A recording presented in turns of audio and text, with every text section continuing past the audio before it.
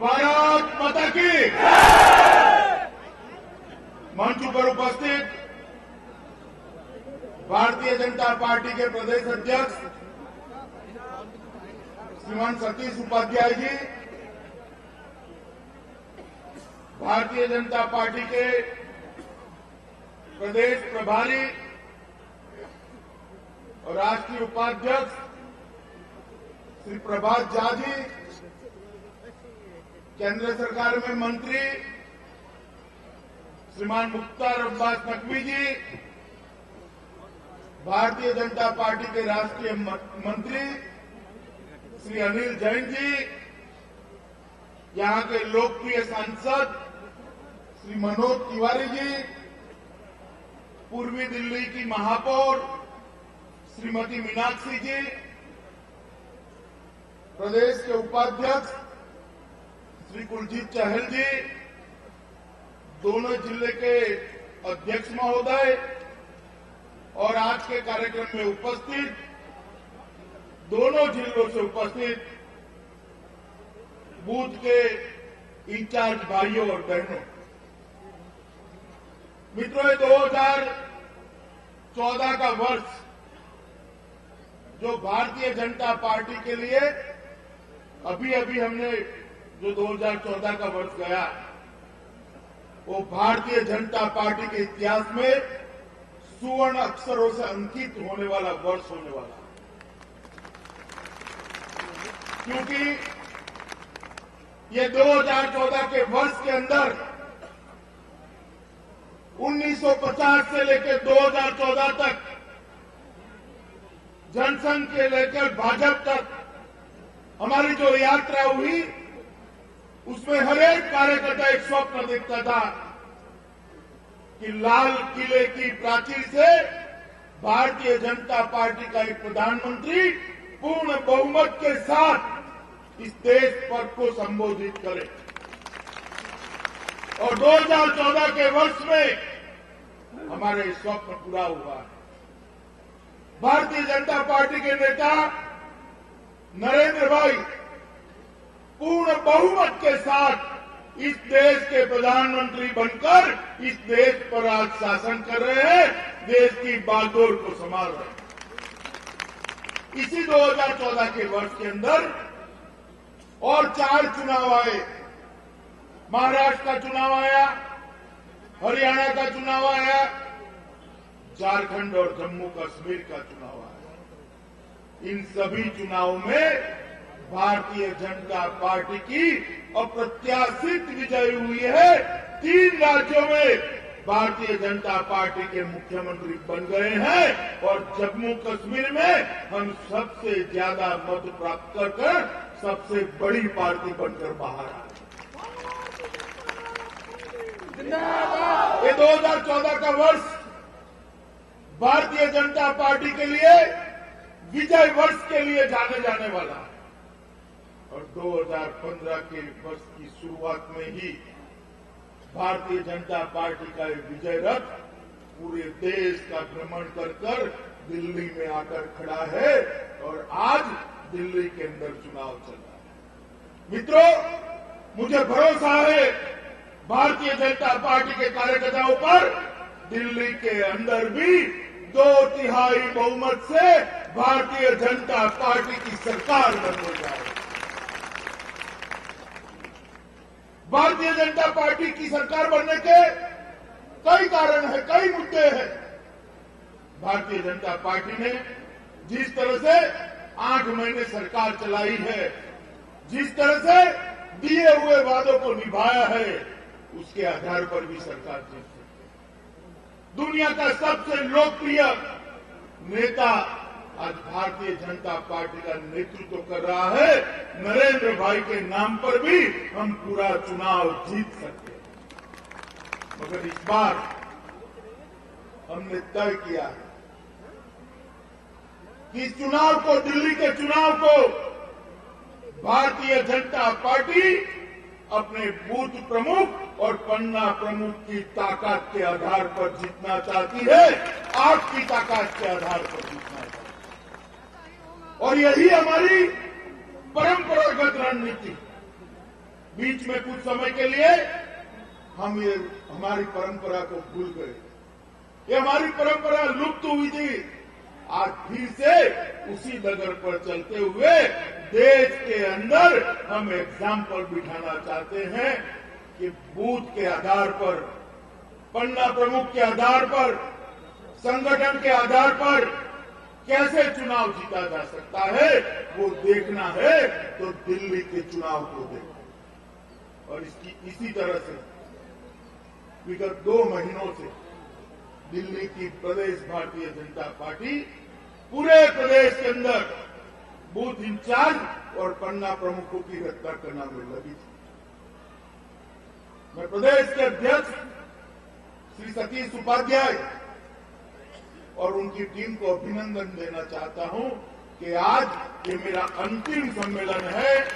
7 लोकसभा में मैं सम्मेलन कराकर आया हूं। 7 लोकसभा में पन्ना प्रमुख बनाने का काम भारतीय जनता पार्टी ने समाप्त किया। और मित्रों, आप मुझे बताइए कि Bharatiya Janata party booth in charge और पन्ना प्रमुख के आधार पर चुनाव लड़ने की रणनीति बनाती है, तो आप लोग परिश्रम करने के लिए, मेहनत करने के लिए तैयार है? ऐसे नहीं, दोनों हाथ खड़ा करके बताइए तैयार है? पक्का तैयार है? मित्रों, अगर हम इस चुनाव को बूथ प्रमुख और पन्ना प्रमुख के आधार पर लड़ने के लिए तैयार है, तो इस चुनाव में हमें कोई नहीं हरा सकता। मित्रों, यहां बैठा हुआ हर बूथ प्रमुख आज से लेकर मतदान की तिथि तक अपने पन्ना प्रमुखों को दिन में एक बार संपर्क कर सकता है या नहीं कर सकता है, बताइए। आपके हाथ में पन्ना प्रमुखों की सूची है? जरा हाथ खड़ा करिए तो सूची के साथ है काफी लोगों के पास, यहां पर भी है। तो एक बूथ इंचार्ज के पास 10-12 से ज्यादा पन्ना प्रमुख नहीं होंगे। ठीक है मेरी बात? हम एक दिन में 10 लोगों का संपर्क कर सकते हैं या नहीं कर सकते? अब पन्ना प्रमुख के लिए उसके बूथ में, उस पन्ने पर 100 से ज्यादा मतदाता है, बताइए आप। 100 से ज्यादा मतदाता है? तो अगर 100 मतदाता है तो 30 परिवार हुए ना? एक दिन में 30 परिवार का संपर्क हो सकता है? जरा जोर से बोलिए भाई, हो सकता है?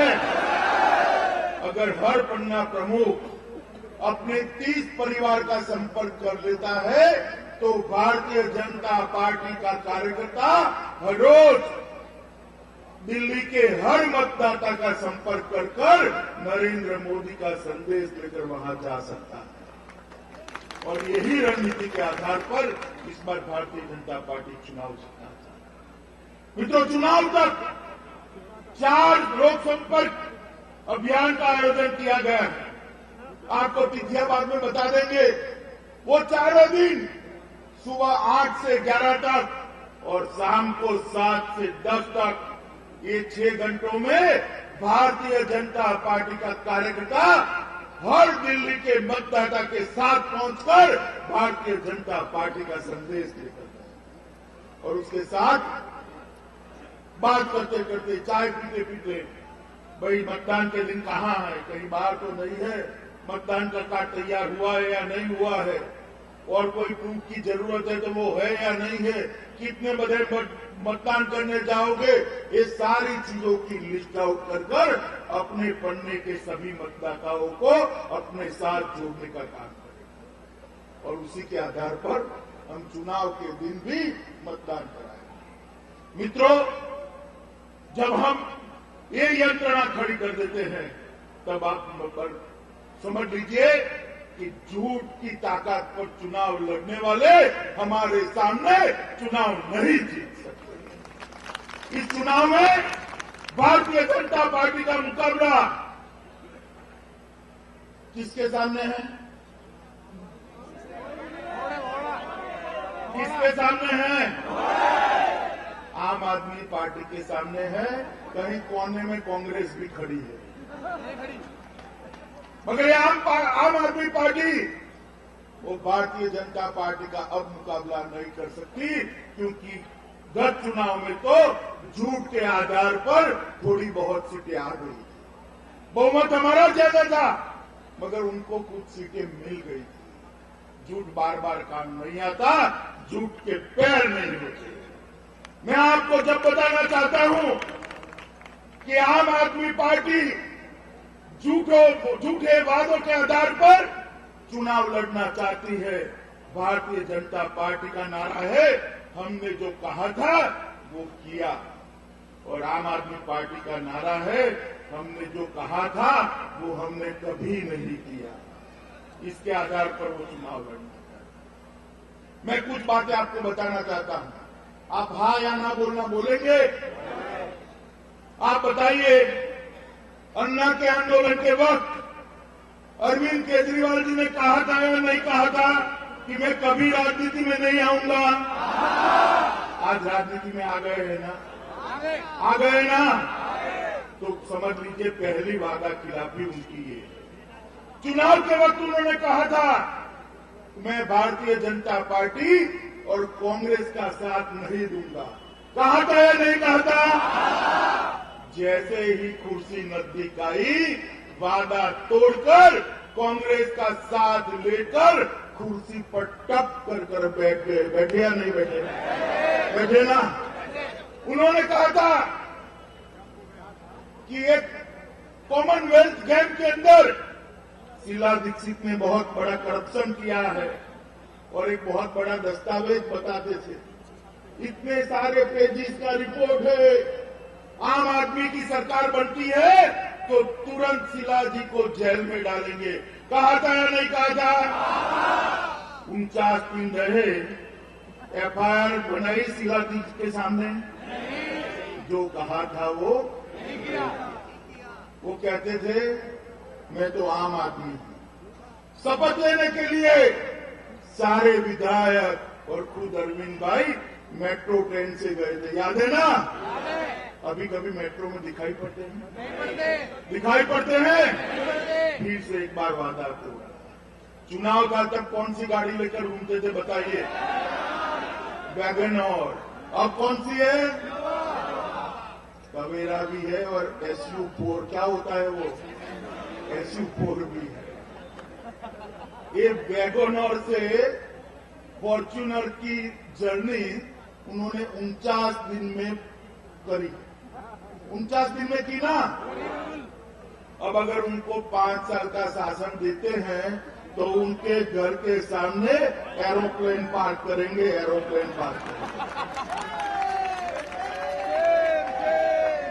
फिर से एक बार उन्होंने दिया हुआ वादा तोड़ा। मित्रों, आम आदमी पार्टी कहती थी कि हम चंदा लोगों से उगाएंगे, कॉरपोरेट लोगों से चंदा नहीं लेंगे। आज उनकी वेबसाइट देखिए, कॉरपोरेट घरानों से चेक लेना शुरू कर दिया है। फिर से एक बार वादा खिलाफी की। भोजन करने के 20,000, कॉफी पीने के 10,000, सेल्फी खिंचवाने का 1,000, ऐसा करके पैसा उगाते हैं, और फिर भी कम पड़ता है तो दुबई जाते हैं, दुबई। और दुबई में भी ये आम आदमी एग्जीक्यूटिव क्लास में जाता है साहब। एग्जीक्यूटिव क्लास में बैठकर यहां आकर मफलर डालकर आम आदमी पार्टी का दम भरने वाले अरविंद जी को अब पूरी दिल्ली की जनता जान गई।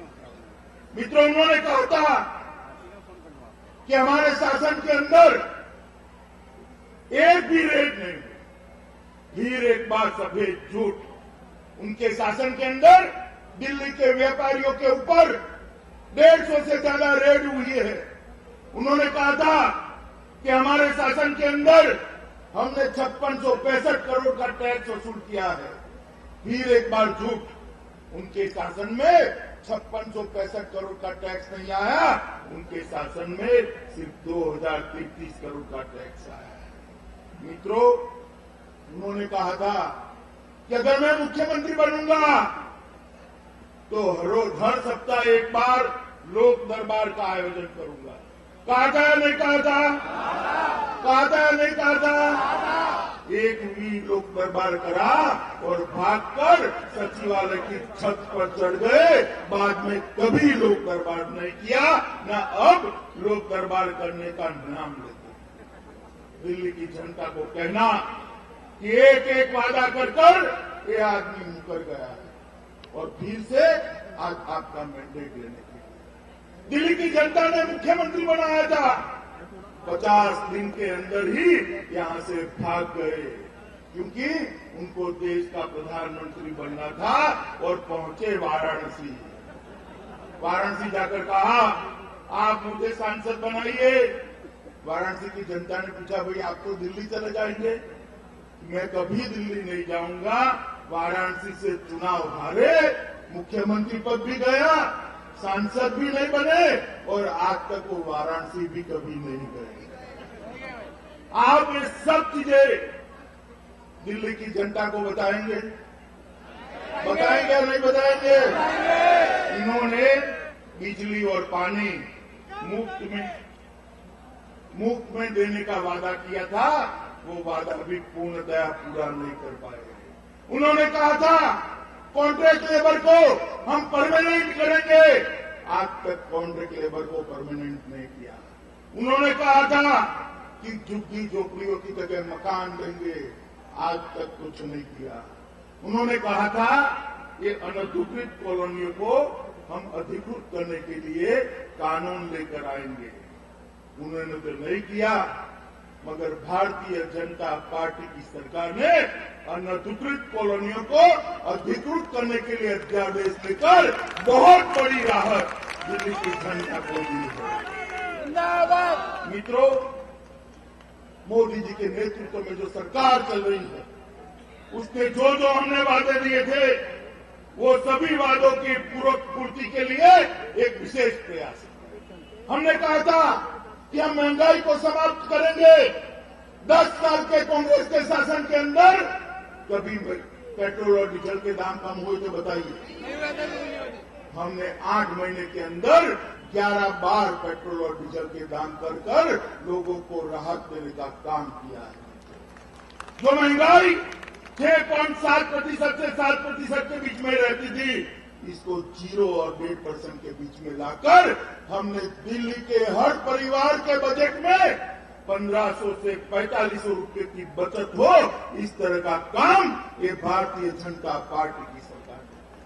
रोजगारी के लिए हमने मेक इन इंडिया योजना लाने का काम किया है, स्किल डेवलपमेंट का काम किया है, काले धन के लिए एसआईटी बनाने का काम किया है, आदर्श ग्राम का नाम लेकर एक योजना शुरू कर ग्रामोत्थान का काम किया है। और मित्रों, रक्षा के क्षेत्र में भी हमने कहा था कि हम देश की सीमाओं को सुरक्षित करेंगे। अभी झारखंड का चुनाव था, राहुल बाबा कह रहे थे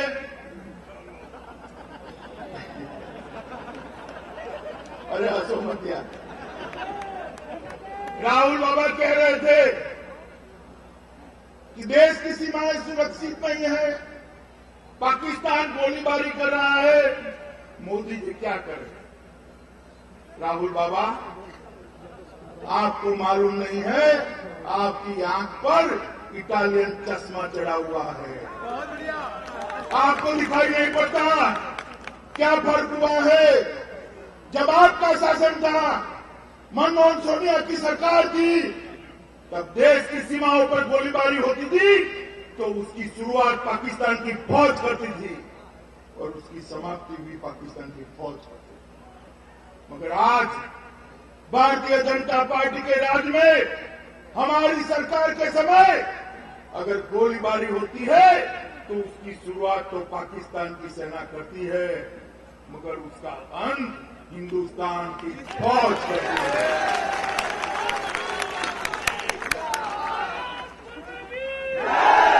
वहां से गोली आती है तो यहां से गोला जाता है, इसका जवाब पत्थर से दिया जाता है।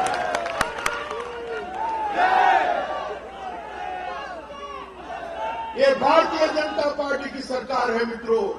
भारतीय जनता पार्टी की सरकार में सीमा पर खड़े किसी फौजी को, रक्षा मंत्री को पूछने की जरूरत नहीं है। करारा जवाब देने की सूचना है 24 घंटे दी जाती है।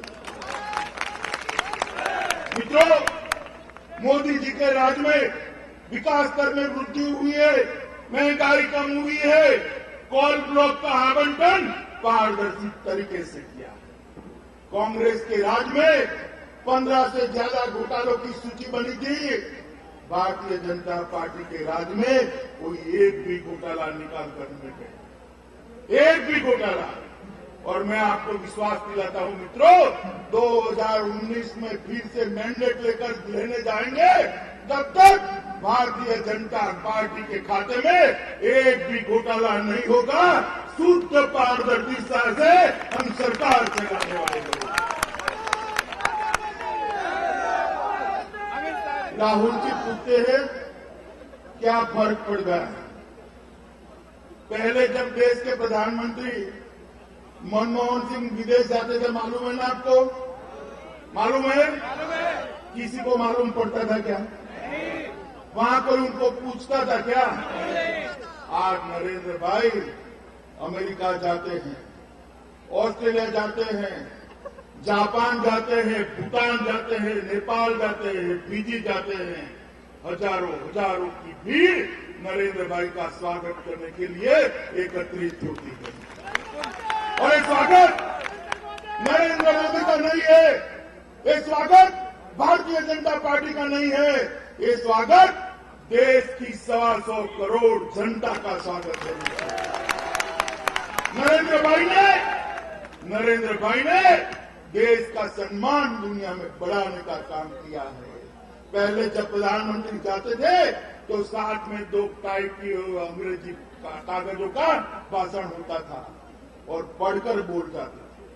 कभी कभी तो पढ़ने में पन्ना भी बदल जाता था।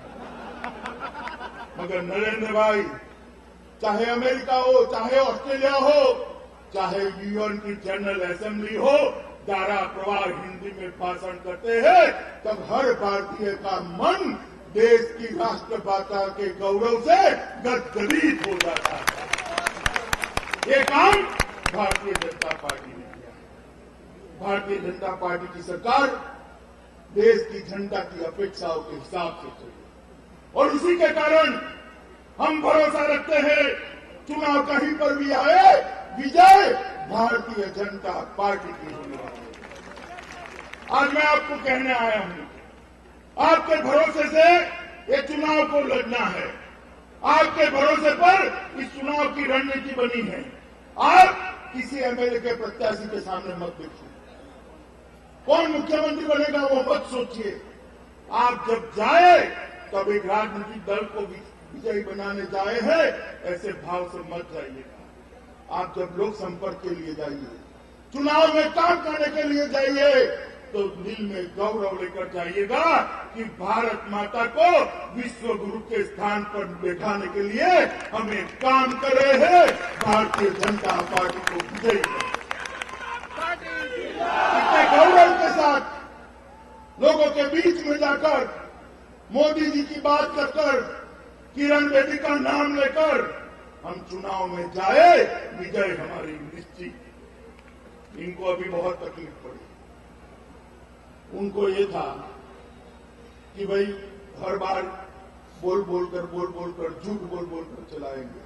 अब इस बार किरण जी आ गई तो उनको बहुत तकलीफ पड़ रही, बहुत तकलीफ पड़ रही। उनके बीच में से ही आई और भारतीय जनता पार्टी ने तय किया है कि दिल्ली की सारी समस्याओं का निराकरण ये भारतीय जनता पार्टी की सरकार आने वाले दिनों में करने वाली है।